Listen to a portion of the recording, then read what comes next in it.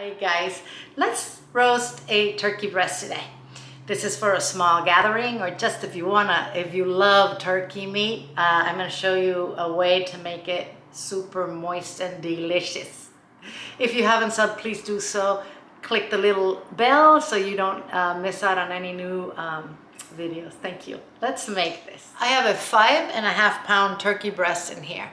This method that we're gonna use on this, I've showed you before on a whole turkey. I'll put the link, on the suggested next so that you can see it if you want to do a whole turkey. I also use it to cook chicken and the results are always very, very good. So what we need to do is create a rub that is 1 teaspoon of salt for every 2 pounds of meat.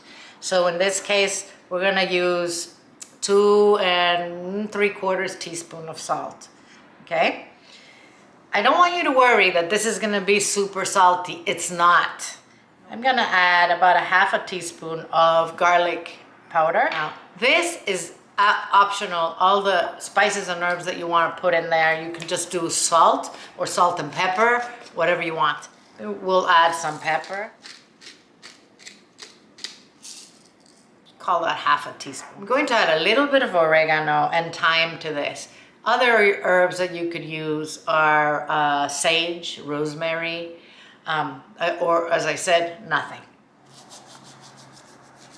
Same thing, maybe 1/2 teaspoon. And the same with the thyme. So we're just gonna mix this. We need to dry our piece of breast as much as we can. If you are working with a piece that's not completely thawed, don't stress. You can start rubbing it from now. It'll be ready to cook when you're ready to cook. Okay, we're gonna treat this turkey for 2 days before we cook it. I'm going to dab it well with my paper towel inside the cavity. Mop up whatever's in my bowl there. All right, now we're going to start rubbing this and we're going to do the outside and the inside of the cavity, okay?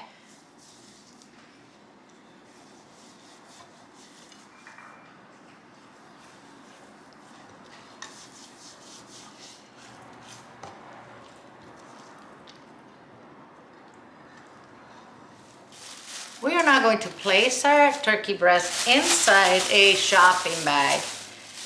We're going to tie it. And I'm going to put this inside the refrigerator and see you tomorrow. Day 2 of our turkey in the refrigerator. All we're gonna do is give it a little massage underneath the bag here, just to, kind of stimulate the salt in there. So we're just gonna rub it.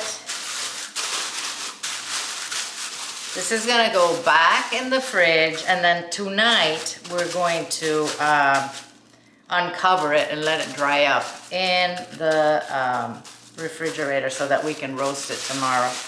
Okay, our turkey has been in the fridge all day. As I told you this morning, we're gonna take it out now, and I want to show you there's all kinds of liquid in the pan, so make sure you just let it all drip out. We're going to dry this well with a paper towel, and I want you to dry both sides and the inside. Perfect. This is what we're going to do. We are going to leave this inside the refrigerator uncovered, just like this, so that the fans in the fridge dry up the skin and it gets nice and crisp tomorrow when we put it in the oven. Okay guys, good night. I'll see you tomorrow. Good morning. It is time to cook our turkey breast. Turkey is nice and dry. It's also very cold. So now we need to let it get to room temperature before we start cooking it so that it cooks evenly. For that, I am going to leave it on my counter for about 30 minutes and then we will proceed. We are ready to put this in the oven. I need you to follow this instruction very carefully. The oven is preheating at 450 degrees Fahrenheit, which is 230 centigrade. It's been heating, it's really, really hot. The minute I put my turkey breast inside, I'm gonna lower it to 350 degrees. And we're gonna keep it in there for an hour and then check it. We might have to tent it with foil. We don't want the skin to start burning, but this is only 5.5 pounds. It shouldn't take too long to cook.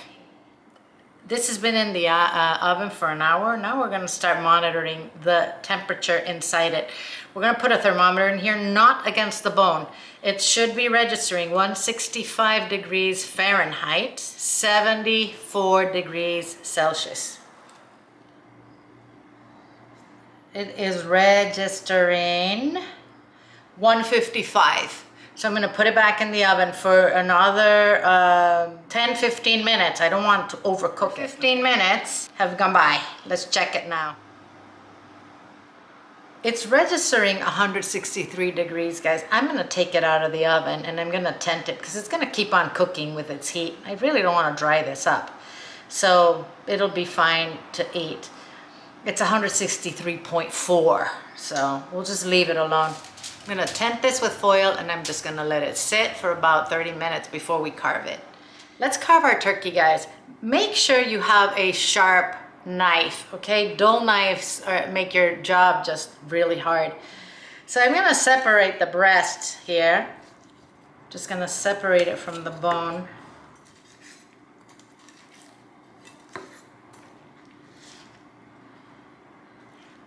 This is what you want. You want the whole breast. When people are carving whole turkeys, they usually go like this, right? They carve it. We're gonna cut this against the fiber so it is softer.